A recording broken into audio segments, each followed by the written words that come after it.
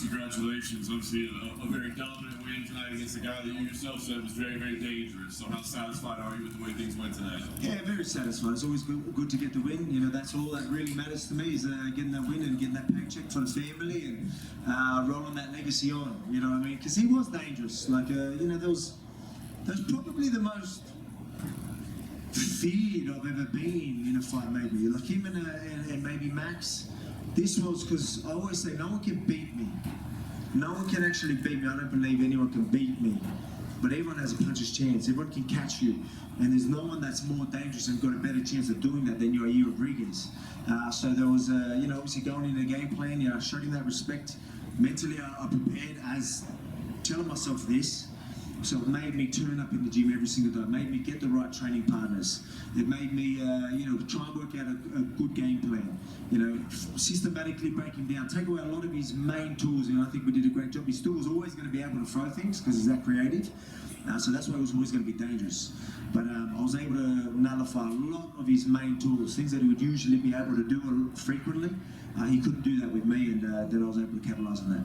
What was it like round by round? Because you did take over pretty early, right? But at the start of each round, he's back on the feet and he's throwing strikes, and that danger's there again. So was that, you know, kind of a difficult mental thing to get? Yeah, like that was always going to be there. But I mean, being prepared for him, ready for him, and there might have been one exchange where things landed a lot harder. I can't remember, was that second round maybe? Like something landed, I'm like, oh yeah, nice, there we go. A lot of the other things you would kick and I'd roll with it and see it coming, and again, having the right trainer partners to give me them looks was incredible. But yeah, there was one that maybe done something, the punches landed, I was like, oh yeah, they got in, I was fine, but he did a good job there. But other than that, you know, I was all right, even though he was flicking stuff out and maybe, you know, landing on hands and, you know, maybe touching the top of the head and things like that.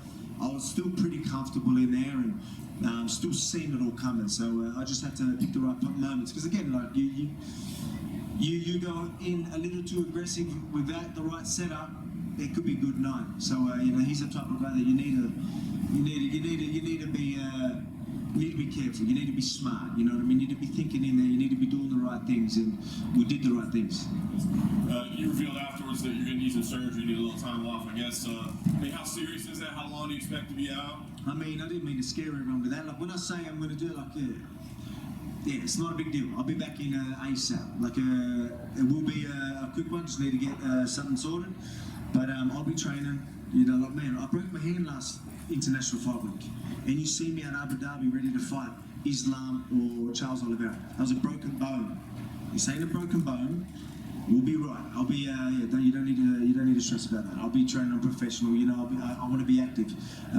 Again, I'll be back in there before most of the other guys and other champions anyway. So don't worry about that.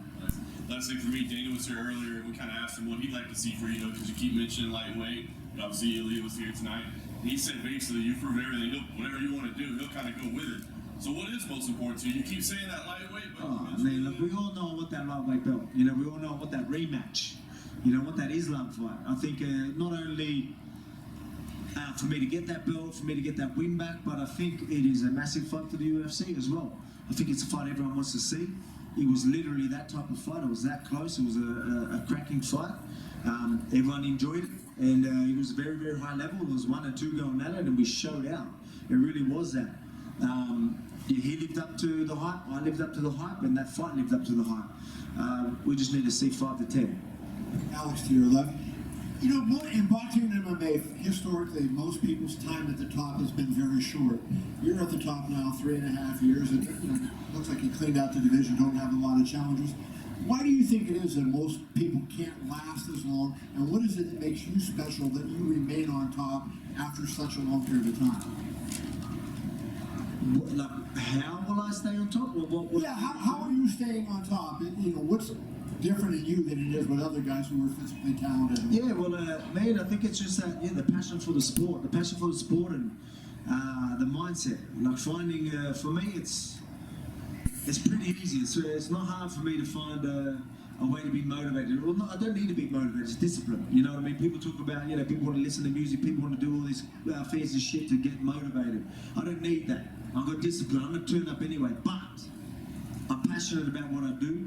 I always find a way. I always switch some things in there to get me hyped up. You know, especially for this one. I told myself, this guy's dangerous. You know, whether I you know, like I literally made it as if, oh, man, this bloke's going to maybe knock you out. You know what I mean? Like I literally, whether I did that so I would turn up in the gym, whether I'm that clever with that shit, I don't know. But I mean, it was like that. It literally was. I was like sitting there, oh yeah, shit, all right, let's get to work. No mucking about. Take this serious. And I did, 100%. And that's why you see me get better. But I mean, I said it all week. Like I'm in these sessions, doing training sessions, and I am, like I say, I'm passionate. Like you got to see me in there. Like people, we're breaking down techniques, and I could talk about it for hours. I would Joe yelling, he's like, get out, man! I'm going to lock up the doors. Or what are you doing? You know what I mean? Like, because I'm just talking about details, and I get right into it. That's how passionate I am about it.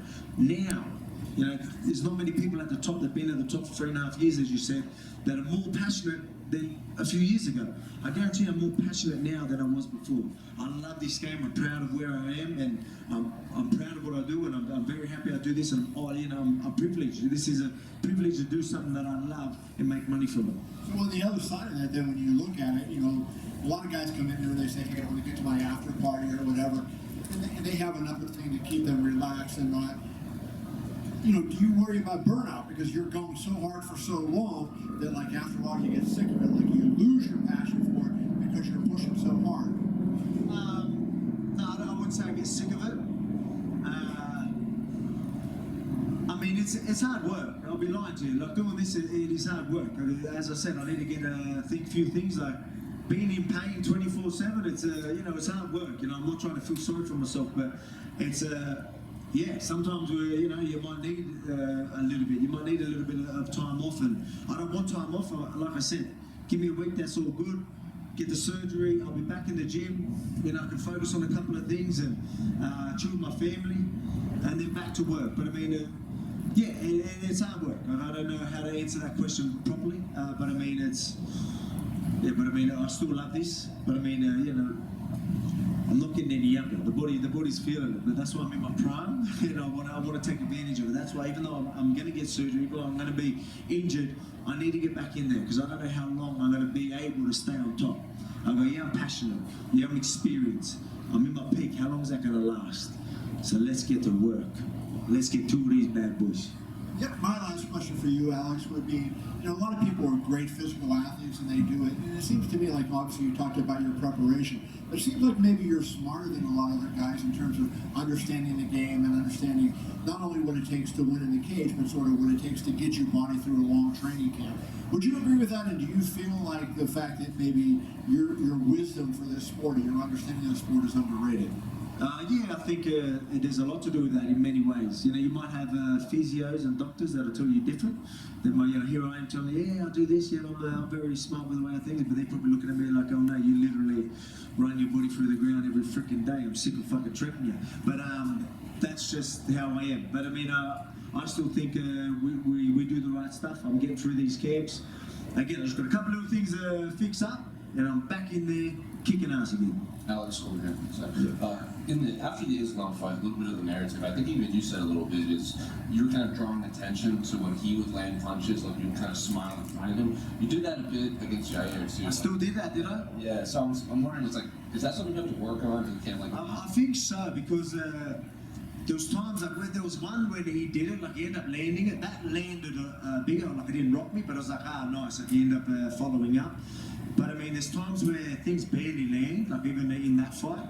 Like he'll do it, the timing was good. I thought I was out of the way and he just got me, and I'm like, ah, you know, like touche, you still got me, like good timing, good reach, good distance. And then everyone's like, whoa, he's acknowledging it, like, whoa, and I was like, oh fuck, all right, I better stop doing that. And then he's saying I did it again. I mean, I don't know how people look at it that way. It just shows you how composed I am in there, how relaxed I am. I'm sitting there going, oh, yeah, well done. You know, you got me one. You know what I mean? It shows you, like, I'm not even expecting you to land one. So I'm surprised, and I'm saying, well done, congratulations. That's all you're gonna get. You know what I mean? Like that's how I'm looking at it. It's people looking at it different. You know, I feel like me sitting there and them just touching and me going, oh yeah, well done. And then you got, you know, especially in that. Look, man, I don't want to get into that, but I mean, in his fight, like doing these things, I'm like, it's full losing composure. Like, how does that not look worse than me going, yeah, well done? But I don't know, people look at it different. Maybe I've got to work on it, because at the end of the day, all that matters is what everyone else thinks, right? And what them judges think. So if that is really going to be something that sticks in their head, you know, we talk about being smart, fighting smart, having IQ. I need to work on that. So maybe I need to do something about that. Earlier in the week, Charles had said that October might be too soon for him to fight Islam in Abu Dhabi. So with that, I'm curious, did you hear that? And if not, does that kind of make you circle that date even more? Well, it makes it a lot better opportunity for me to step in there. But I mean, like I said, I'm not ruling that out. It's funny, these people want extra time. Like here I'm telling you I'm going to get surgery and I'm probably going to turn up there in October. So that's what I'm showing you, you know what I mean? Find me a champ, like, you know, there's not many of them anyway. Like I know you maybe got your Izzies and myself that is doing this. You know, we're going out there, we're staying active, we're fighting the fights that a lot of people wouldn't. And yeah, so, you know, I think people need to respect that a lot. People talk about BMFs and all that type of stuff. They're real BMFs. Guys that turn up when there's a lot on the line. And yeah, I'll leave it at that. Alex over here. One more, sorry. You had to face off with Ilya case out when you were leaving. Historically, like, you know, you and Max have been pretty respectful. Like, I know you and Brian got under each other's skin on the Ultimate Fighter, but Ilya's, he talks a lot, and, you know, he helped the guy get to face off you. Does that get you excited that you'll have also a foil at press conferences and in the media to, like... Oh, 100%. See, mine and Ortega's was a little bit, it's weird. You spend too much time with each other, we just got annoyed with each other. This guy's going to be just talking his shit, and I love that.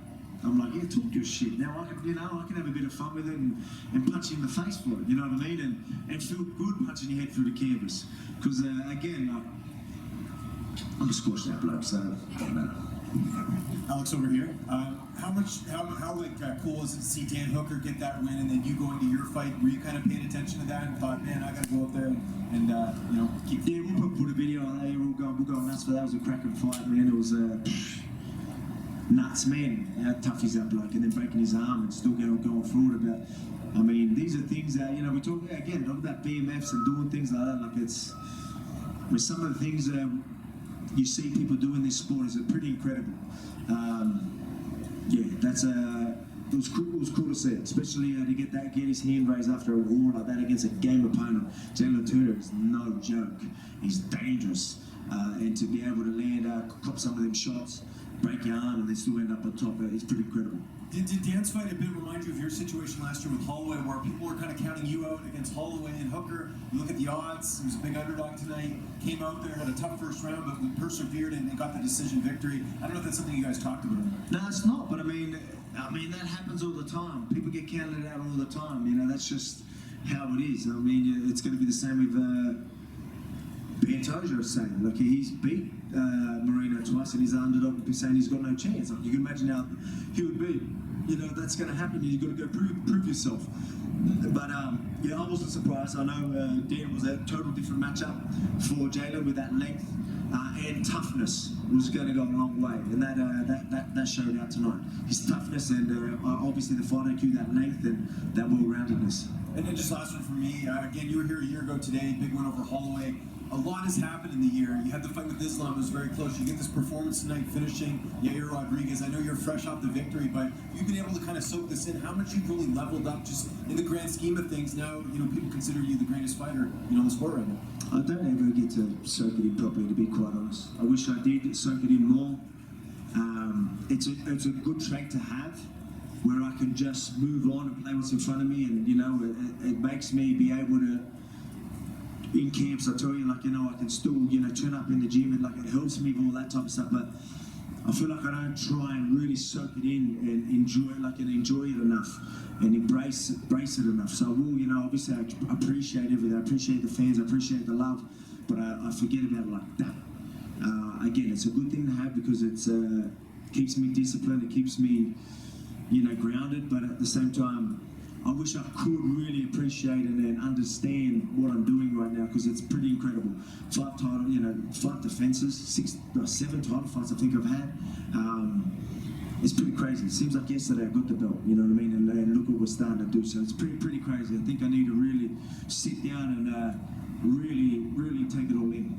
I mean, Sorry. Go ahead, please. You said before the fight that you weren't too impressed with Ilya and you didn't really want to talk about him too much. Can you talk about him now? You know, what you think about him as a challenger? It's funny, but this one, you know, you want to talk up your opponents, right? You want everyone to know, like, yeah, so it's funny. But, I mean, he's going to talk his shit, so people, I remember I can say whatever I wanted to, you know, people don't have to believe it, but I was sitting there, I was like, oh, maybe I shouldn't say how easy I think that fight's going to be, because then people might not be interested. But he's going to talk his shit, so people are going to want to see me punch him in the face, so it don't matter. But yeah, I look at that as again, no disrespect to the bloke, but the shit he's doing ain't going to work on me, and hopefully you get to see that soon. And you, of course, faced off, like you mentioned, but what did you say to each other? Oh, nothing. I told him, I go, yeah, come on, jump over, let's do a little face-off. Let's amp it up a little bit. See what happens. And I said to him, I go, oh, man, I thought you were a bit taller, because everyone's so much taller than me. I'm like looking eye to eye, and I'm like, psh. I was about to say I got this 71-inch reach, which is a lie, but I should run with that. But yeah, it's again, no disrespect to the bloke. He is a good fighter. He's undefeated. Can't wait to take that 0. Alex right here. That finishing sequence is just unbelievable, the strikes and the takedown and the ground and pound. Did that feel as seamless to you in that moment as it looked to us observing it? I don't know. It's weird. Like I was like so clear-headed while that was happening. I went there, throwing the punches, and like, even though he's sort of hurt, like, I've seen him in these positions throw crazy shit, like with elbows. I'm like, all right, I better take him down, because I know I'm just going to squash your punches in for the canvas. So I was like, it was weird how like calm and composed I was through that. And I picked him up, dumped him, got on there. Oh, yeah, this is the position. Oh, yeah, he won't get out. All right, let's just ground and pound. I'm just going to have to stop it. It was weird how I went through it. I probably should have loaded him up a little bit more, just so I could really be dramatic with it. But I mean, it was good. I love my ground and pound. It's starting to be a bit more of an iconic Volk sort of a tradition to just rain down some ground and pound bombs. Can you remember another moment in your career, another fight where you've had that clear-headedness in a sequence like that?